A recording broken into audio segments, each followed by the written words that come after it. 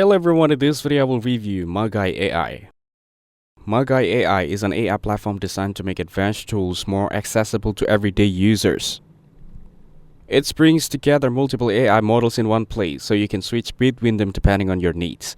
The interface is clean, modern, and very easy to use, which makes it good even for beginners who are new to AI. One of the standout features is that it lets you chat, create content, and even organize your projects in a structured way. It supports things like prompt history, saved conversations, and project folders, which help you stay organized. The platform also includes collaboration features so teams can work together on AI-driven tasks.